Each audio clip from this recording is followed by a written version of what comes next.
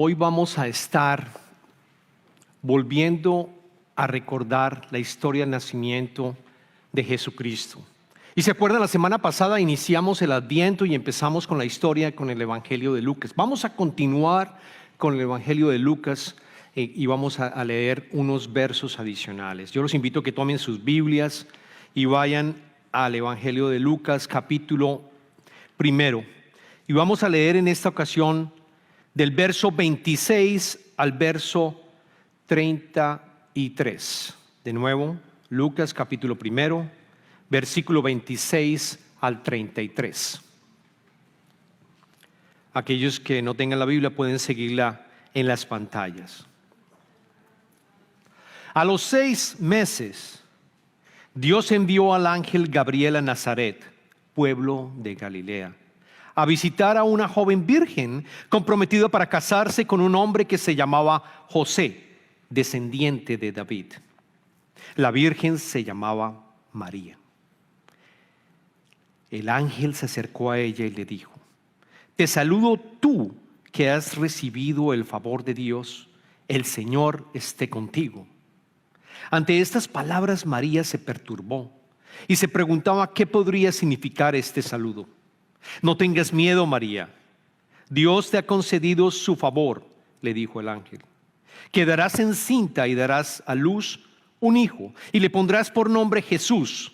Él será un gran hombre y lo llamarán Hijo del Altísimo Dios, Altísimo. Dios el Señor le dará el trono de su padre David y reinará sobre el pueblo de Jacob para siempre. Su reinado no tendrá fin. Esta, hermanos, es la palabra de Dios para todos nosotros. Yo los invito a que oren conmigo. Padre amado, te damos infinitas gracias por tu palabra. Te damos gracias que tú has permitido también que podamos venir a tu templo a poder adorarte, Señor, y en particular a recordar el nacimiento de tu Hijo, Dios hecho hombre. Gracias, Padre, por todo lo que tú has hecho y todo lo que tu Hijo hizo. Te pedimos, Señor, que en este tiempo podamos recibir el mensaje que tú tienes para nosotros, Señor. Abre nuestras almas y nuestros corazones al mensaje que tienes preparado. En el nombre de Jesucristo oramos. Amén. Amén. Todos aquellos que tienen padres todos aquellos que tienen hijos que son padres se pueden acordar cuando sus hijos tenían probablemente entre 5 a 8 años y los niños empezaban a sentir miedo en la noche porque no podían dormir bien, quizás porque habían visto una película y ya el cerebro en esa edad de 5 a 8 ya se empieza también a acordarse todo lo que pasó durante el día. Igual que nosotros como adultos, que no podemos a veces dormir por algo que nos pasó y que estamos pensando en nuestro trabajo, en cualquiera de las vicisitudes que tuvimos, en las responsabilidades. Los niños también, a esa edad, 5 a 8, estaba investigando, los niños empiezan a tener problemas en dormir precisamente por eso. Y no solamente por lo que vieron durante el día, sino también porque empiezan a tener miedo a la oscuridad. Empiezan a imaginarse que hay alguien detrás del closet, que hay un monstruo, que alguien está probablemente en el cuarto, empiezan a ver sombras, empiezan a acordar. Todos nos acordamos de esa época. ¿Y cómo calmamos al niño? ¿Cómo calmamos a nuestros niños? Le decíamos, cuando empezaba a llorar, yo estoy acá, no te preocupes. Íbamos al cuarto de él y lo calmábamos y le decían, yo estoy acá, no te preocupes, lo que tú estás teniendo es una pesadilla. Y tomábamos al niño y lo calmábamos en nuestros brazos. Y en algunos casos, yo me acuerdo con los niños nuestros, a veces llegaban a nuestro cuarto y nosotros decidíamos que se acostaran. Yo sé que la literatura dice que no debería hacerse, que uno no debería permitir que los niños estén en nuestra cama, pero era la única manera que quizás pudiéramos calmarnos. Alguien que le decía al niño, yo estoy acá, no tengas miedo. Y lo triste es que empezamos a crecer y empezamos a volvernos adultos y ahora no tenemos quizás a nuestros padres que nos digan, yo estoy aquí, no están vivos. Pero nosotros como cristianos tenemos una verdad infutable, una verdad en la cual nuestro Padre, y está en las Escrituras, nos dice constantemente, no tengas miedo, yo estoy aquí. Y es algo que tú puedes reclamar como cristiano. Es algo que tú puedes decir: el Padre está conmigo, no debo temer. Él está en control, yo no estoy en control de mi vida. Es algo que podemos reclamar, y es exactamente lo que el Adviento te permite hacer. Volver en 4 semanas a recordar quién es Jesucristo para tu vida, quién es Jesucristo para ti. Recordar sus promesas, porque desafortunadamente la Navidad se volvió algo en el cual nosotros nos estamos involucrando en la era moderna de las festividades, de los regalos, del árbol de Navidad. Ustedes lo saben, y desafortunadamente vamos perdiendo poco a poco el verdadero sentido. Dios se hizo hombre, Dios se hizo hombre, Dios se encarnó. Y hoy escuchamos y estamos escuchando las escrituras cuando Dios, a través del ángel Gabriel, se acercó a María y se le apareció. Y no fue la primera vez que él lo hizo apareciéndose a alguien. Porque la semana pasada, recordemos, y voy a irme atrás, la semana pasada nosotros recordamos que ese mismo ángel, el ángel Gabriel, se le apareció a Zacarías, que era un sacerdote. Se le apareció en Jerusalén, lo pueden leer unos versos anteriores. Y Zacarías estaba haciendo su labor de sacerdote, que en ese momento le tocó utilizar el incienso, usar incienso en el templo. Y Zacarías estaba orando continuamente porque su esposa, que era Elizabeth, no podía tener hijos. Y ellos estaban orando por tener un hijo. Y esa oración no se había respondido. Ya estaban de adultos, ya estaban prácticamente ancianos, cuando se aparece el ángel Gabriel a Zacarías y le dice: tus oraciones han sido respondidas, tu esposa va a tener un hijo, va a tener un hijo. Y él es precisamente el Redentor. Habían pasado 400 años de silencio. Quiero que entendamos esto. El último profeta del Antiguo Testamento había sido Malaquías. 400 años antes fue el último profeta. Y este profeta, a través de Dios habló a través de este profeta y le dijo: va a venir el Mesías, pero primero va a venir aquel que va a abrir el camino, que fue Juan el Bautista. Y Juan el Bautista es el hijo de Elizabeth y de Zacarías. Luego llegó primero Juan el Bautista para preparar el camino, porque él predicó: arrepiéntanse, que el reino de Dios está cerca. Y después de que 6 meses de que estaba embarazada Elizabeth, es cuando leemos estos versos en donde el mismo ángel Gabriel no se aparece en Jerusalén, se aparece en Nazaret, un pueblo que no estaba escrito, no se había hablado en el Antiguo Testamento de Nazaret, un pueblo en donde no había ningún tipo de reseña que fuera un pueblo importante. Es más, después leemos recuerden que lo vimos en la semana pasada, después Jesucristo, cuando estaba llamando a sus discípulos, Felipe llamó a otro discípulo y le dijo: ven y conoce al Señor. Y él es de Nazaret. Y él dijo: ¿de Nazaret? ¿Alguien es importante? ¿Quién puede venir de Nazaret? Es precisamente un pueblo que nadie conocía, que tendría probablemente entre 200 a 300 habitantes según los historiadores. El mismo ángel se apareció, llevó el llamado a María. Y sabemos que María, por esas escrituras, era virgen, era joven y estaba comprometida con José. Tendría probablemente de 13 a 14 años.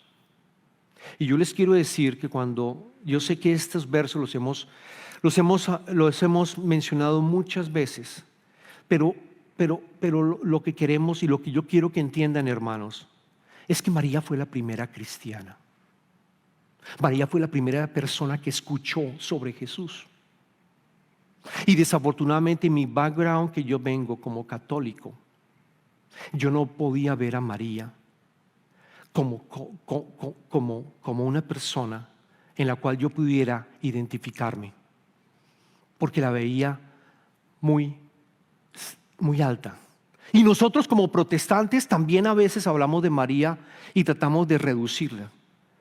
Pero el mensaje que queremos que deberíamos tener es ver a María como la primera cristiana que recibió el mensaje de Cristo y dijo sí a ese llamado, que dijo sí, hágase su voluntad, como vamos a leer más adelante.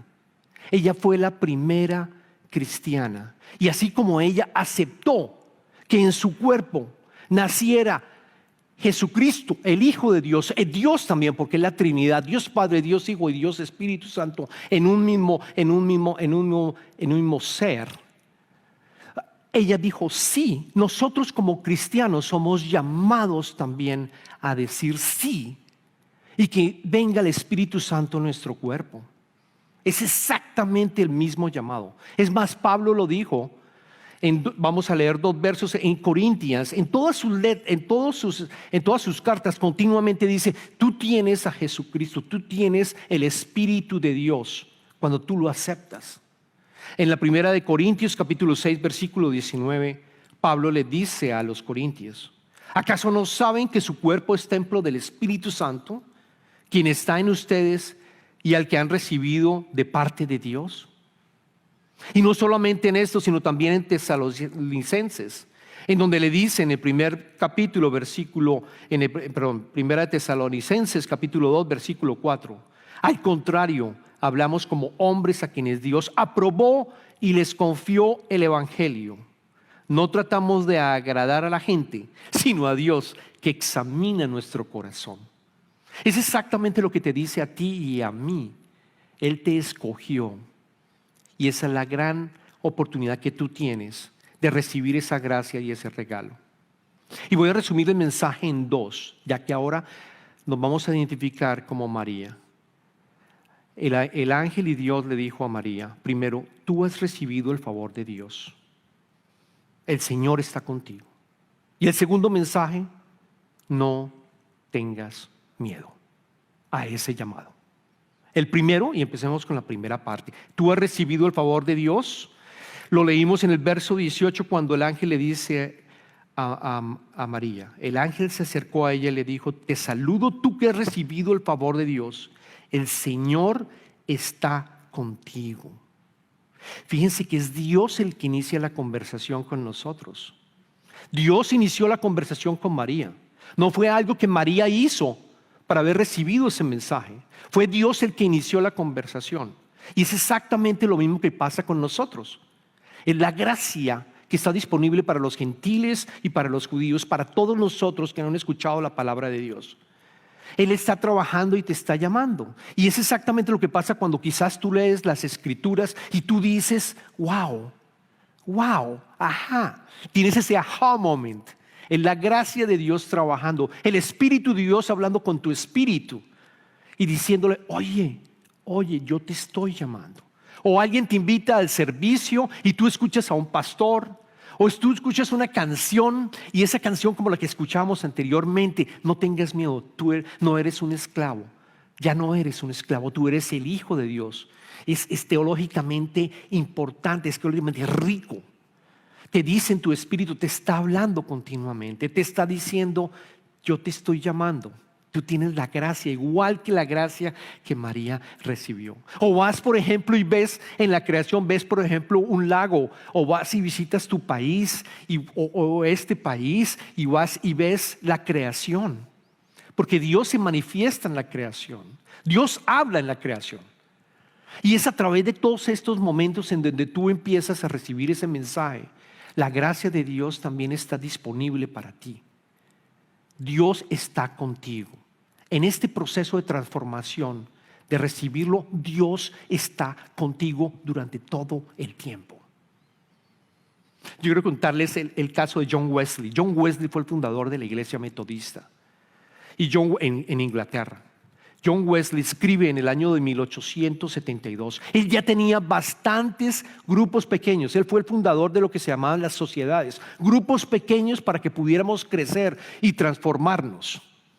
Ya su iglesia y su movimiento metodista ya había crecido suficiente. Ya, por supuesto, él predicaba. Y en ese momento él escribe en sus escritos, en su journal, en su journal en inglés, se me escapó el nombre en español. Pero básicamente, ¿cómo? en su diario, él escribe lo siguiente. Él dice, en el año 1872, en el febrero, por la noche fui de mala gana, a él lo invitaron a ir a una reunión de grupo pequeño, o sea, de una reunión de la sociedad. Por la noche fui de mala gana a una sociedad de Aldurcy Street, donde alguien estaba leyendo la epístola a los romanos. Aproximadamente eran un cuarto antes de las 9 de la mañana. Mientras él describía el cambio que Dios obra en el corazón a través de la fe en Cristo, sentí que mi corazón se calentaba extrañamente. Sentí que confiaba en Cristo, solo en Cristo para salvación. Y se me dio la seguridad de que Él había quitado mis pecados, incluso los míos, y me había salvado de la ley del pecado y de la muerte. Noten, aceptaba que había sido aceptado previamente. Él sabía que había sido aceptado nuevamente. Y es el Espíritu de Dios hablando nuevamente con nosotros y diciendo, ten la seguridad que tú eres mi hijo, que yo te amo. Ten la seguridad que tus pecados han sido totalmente perdonados, que esta gracia es un regalo que tú puedes aceptar y que yo estoy en control. Dios está en control de todo tu proceso de transformación. Déjame trabajar en tu casa. Es como cuando alguien viene a tu casa y empieza a hacer una remodelación. Es exactamente el Espíritu de Dios trabajando. Y empieza a hacer cambios en tu cocina o en tu sala o en tu cama o en el techo y te transforma poco a poco. Pero tú tienes que permitir que eso ocurra. Tú tienes que abrir tu corazón para recibirlo y decir, Señor, sí, ven a mi casa, transfórmame. Es el Espíritu de Dios trabajando en nosotros. Y es exactamente porque es importante el Adviento en la iglesia, de todas las denominaciones. Es importante que hagamos y reflexionemos en estas 4 semanas y volvamos a recordar que la gracia de Dios está disponible para nosotros y que Él está con nosotros. Y el segundo mensaje, no tengas miedo. No tengas miedo. Y no es solamente para el llamado. Es solamente durante la vida cristiana. No tengas miedo. No sé si de pronto estás como los niños pasaban con una pesadilla. No sé si tú estás pasando por una pesadilla en tu vida. No sé si estás pasando con alguna crisis que no puedas identificar y decir, Señor, no puedo saber, no puedo entender cómo puedo dar el siguiente paso. No sé cómo salir de esto. No sé, Señor, cuándo vas a responder mis oraciones. No sé cómo salir de esta enfermedad, Señor. Pero Él nos dice y le dijo a María y nos dice a nosotros, a cada uno de nosotros, no tengas miedo. Es exactamente lo que a María le dijo, por lo menos en este llamado. Le dijo en Lucas en el primer capítulo, versículo 29 y 30, y lo leímos. Ante estas palabras que le había dicho antes, María se perturbó y se preguntaba qué podría significar este saludo. No tengas miedo, María. Dios te ha concedido su favor, le dijo el ángel. Noten que el ángel le vuelve a replicar, Dios te ha concedido su favor. Cuando tengas miedo, recuerda, Dios te ha concedido ese favor, esa gracia. Vuélvelo a recordar, reclámalo. Dios me ha concebido, no tengo por qué tener miedo. Él está en control. Vuelvo a recordar lo que María sintió. Y es exactamente lo que nosotros sentimos en nuestro caminar con todas las dificultades. Tenemos miedo. Ella tuvo miedo. Había un ángel al frente de ella. Que imagínense ustedes tener un ángel. Debe ser terrorífico. Debe ser algo bien complicado de experimentar. Adicionalmente, porque para ella, siendo mujer en esa época, los hombres no hablan con las mujeres, sobre todo de estos temas espirituales. Entonces, debió haber sido todavía mucho más impactante lo que le ocurrió a María. Y no sé lo que nos está pasando, te esté pasando en este momento, pero tú puedes reclamar y saber que Él te dice, no tengas miedo. Mi favor no va a cambiarse. Mi gracia no va a cambiar. Mi promesa no va a cambiar. Puedes tener la garantía que yo estoy contigo y que puedes seguir este proceso conmigo. Es exactamente lo que le dice. Algo interesante también es que Dios inicia la conversación Y noten, me llegó esta pregunta también. ¿Qué hubiera pasado si no hubiera dicho a María que iba a quedar embarazada? Noten que Dios te pide un permiso. A María le pidió el permiso de usar su cuerpo para ser el templo de Dios. Dios hecho hombre en ella. Le pidió el permiso. No hemos terminado todos los versos, pero Él está esperando y Dios está esperando que tú digas sí. Él dijo sí a ti y Él espera que tú digas sí para recibir esa gracia. Lo podemos ver acá claramente. Yo no me imagino qué hubiera pasado si María supiera que estaba embarazada y no haber sabido que había sido el Espíritu Santo. Debió haber sido algo muy complicado de explicar. Pero Dios nos llama. Dios espera que tú digas sí, porque Él ha dicho sí para ti. Vamos a continuar en el resto de lo que le mencionó. Le dijo: quedarás embarazada y darás luz a un hijo. Ese hijo es el Mesías. Lo llamarás Jesús, que significa Jehová, es el Salvador nuestro. Es el Hijo de Dios y reinará para siempre. Reinará para siempre. E incluso el ángel está hablando de la segunda venida de Jesucristo, porque va a reinar para siempre.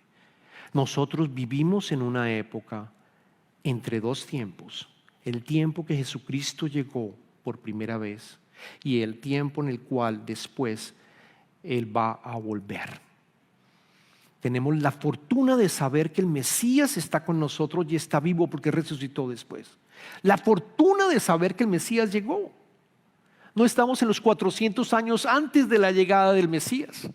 Estamos viviendo esta gran oportunidad de la humanidad, de saber que Él vino a salvarnos, a redimirnos, a dejar el Espíritu Santo en ti y tener esa oportunidad de vivir en su reino, en el reino de los cielos, y tener la garantía de que vas a tener una vida abundante en este periodo, rica en luz y de verdad, y después reinar también con Él por toda la eternidad. Te hizo parte de la familia de Dios. Te hizo parte de la familia de Dios, hermanos.